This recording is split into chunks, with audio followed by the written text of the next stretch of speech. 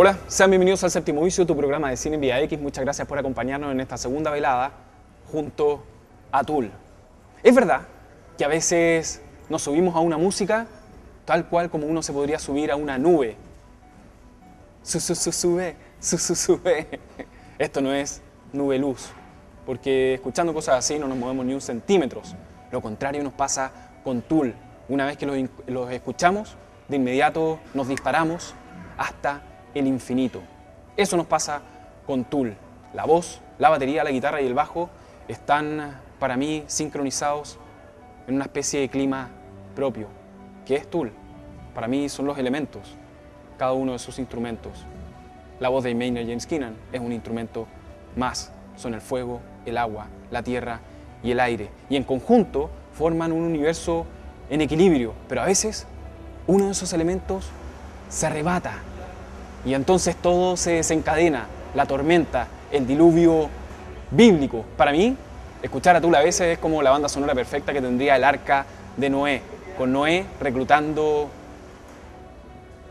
a nosotros. Pero todo, si has escuchado Tool, termina siempre en una melodía suave, como una especie de arrullo, como una especie de cuna. Te meces y te pierdes en ti mismo. Pero lo más mágico para mí de escuchar a Tool puede ser, o lo podría describir como imaginariamente, como ese par de alas que te surgen cuando los escuchas. Y de pronto se produce el momento más mágico de todos. Esas alas golpean al unísono y empiezas a volar. Y descubres otra dimensión maravillosa dentro de ti mismo. Eso para mí es Tool, esa necesidad de sustancias ilícitas de origen natural. www.vx.cl/Séptimo Vicio. Estoy esperando tus percepciones, emociones, palabras, silencios sobre Tool. Y me vas a tener que escuchar antes de zambullirnos, sumergirnos en este especial que empezamos ayer martes hasta el próximo martes de la otra semana. Una camisa oficial de Tool, de parte del Séptimo Vicio, con cariño para todos ustedes. www.vx.cl/Séptimo Vicio. Tool Army, de aquí somos. Este fue entonces el momento que me tomé antes de revelarte los secretos y tesoros que están por venir, con el documental espectacular Tool The Ultimate Review, más los videoclips históricos que ha realizado el programa en estos ya 11 años. Sean bienvenidos a nuestro, ya no santo grial, sino que más bien nuestra fuente de la eterna humanidad, que es escuchar a Tool. Junto al equipo del Séptimo Vicio les damos la bienvenida. Es Tool.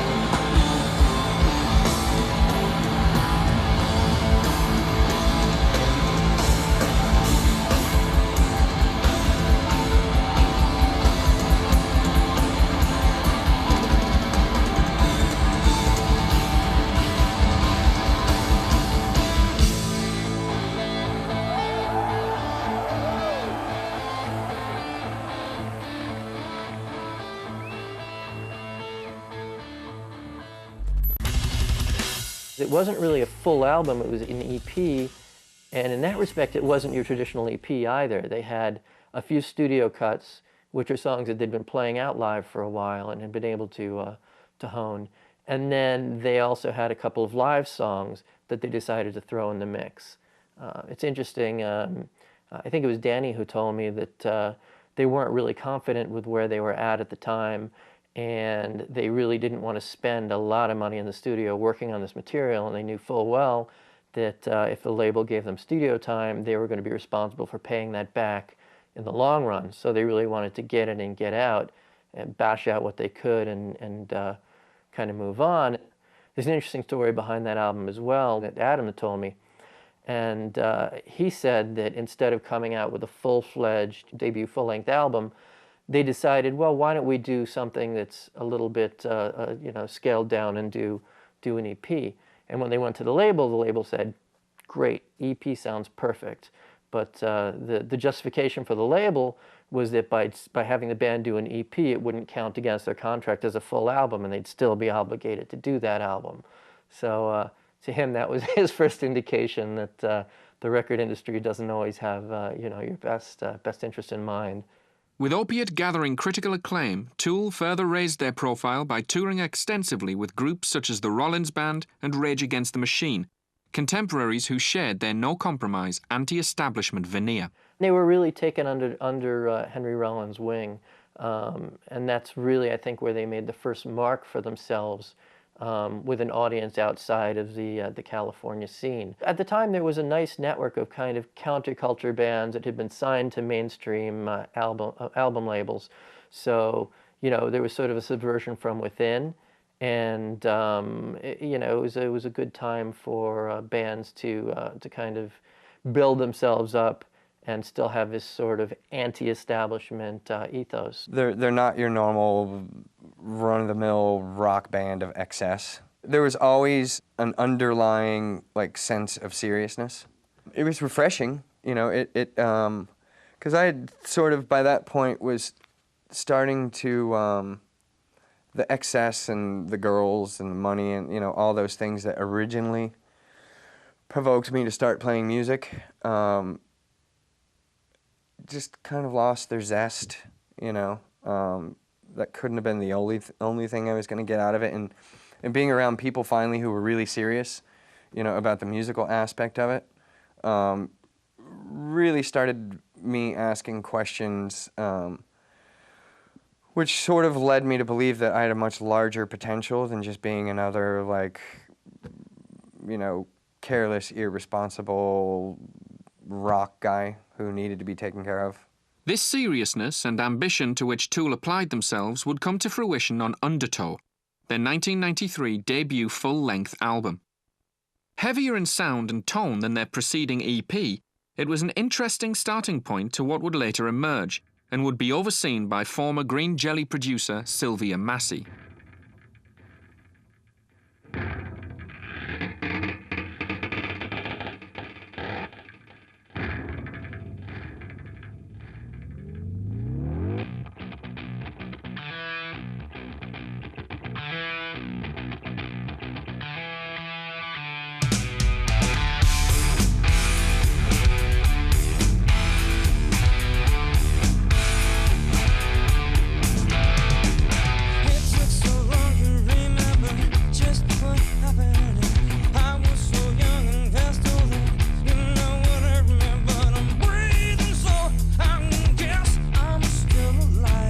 Danny was very happy with working with Sylvia.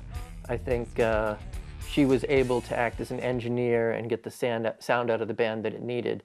By contrast, Adam has said that he really doesn't think that Sylvia Massey is someone who really can bring out the best in the band, and that she's not able to kind of work with their creative ideas and step outside of the box and work to create something bigger than what they sort of originally had in mind.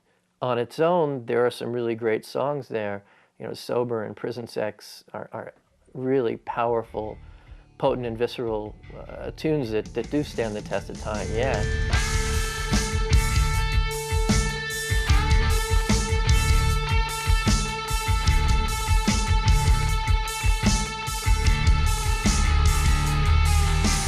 Sober kind of reminds me of Kashmir, which is one of my favorite Led Zeppelin songs. Just really hypnotic. I love when something gets you in a vibe and keeps you there.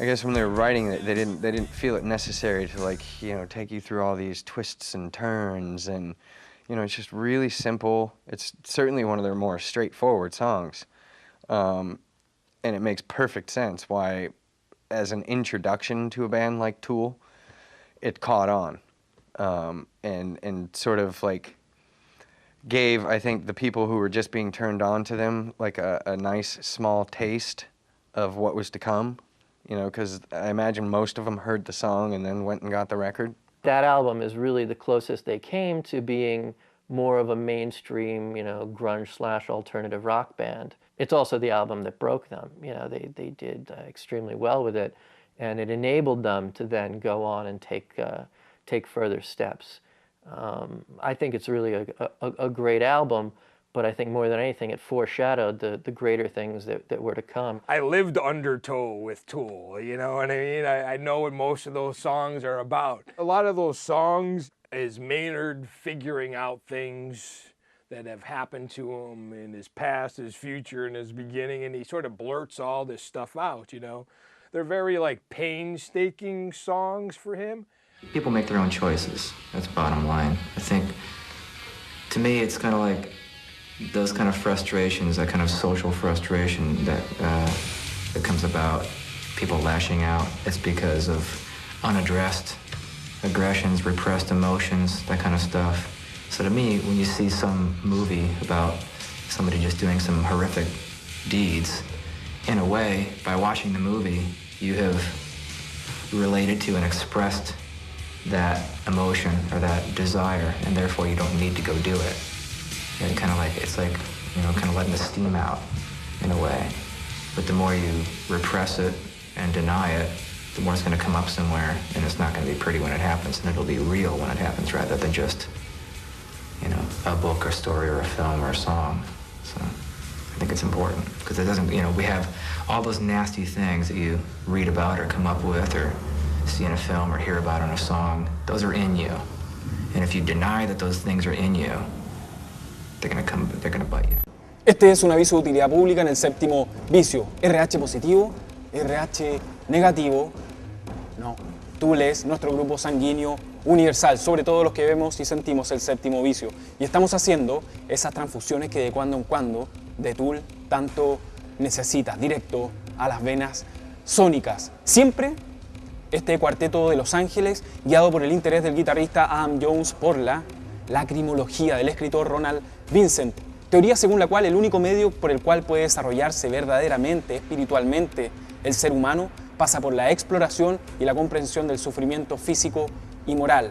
Tool entonces prosigue su cruzada contra las instituciones, las religiones, las élites dirigentes, los medios de comunicación y las creencias. Resumidamente, todo lo que a los ojos de Tool mantiene al ser humano en un estado de apatía propicio siempre para la manipulación. Si Tool, hagamos una especie de juego. Si Tool fuera un documental, para mí sería Zeitgeist, Addendum quizás, mezclado con algo de Baraka. Con ustedes en el séptimo vicio los invito a una sesión de espiritismo con Push It, uno de nuestros temas quizás más catárticos y liberadores del disco A Enima, publicado hace ya, 14 años aproximadamente. Te abducimos y vamos a revolverte la Vía Láctea. Es el séptimo vicio, www.vx.cl/séptimo vicio. Congreguémonos, la comunidad, la hermandad cósmica de Tool.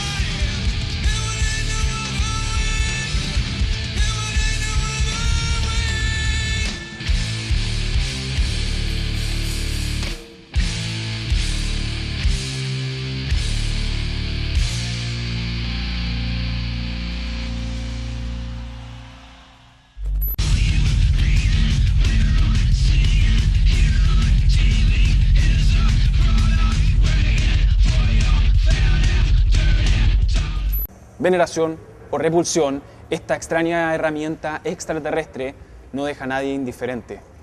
Y los principales interesados, nosotros, la verdad, no tenemos cura. Y por más inyecciones de mierda que nos quieran meter con reggaetón, nosotros, el séptimo vicio, y ustedes, no va a sucumbir. www.vx.cl/séptimo vicio. ¿Qué te está pareciendo este especial?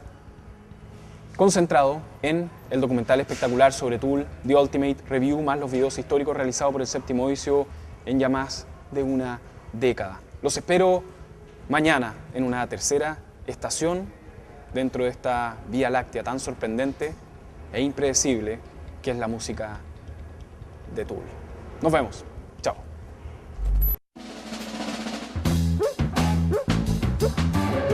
Thank you.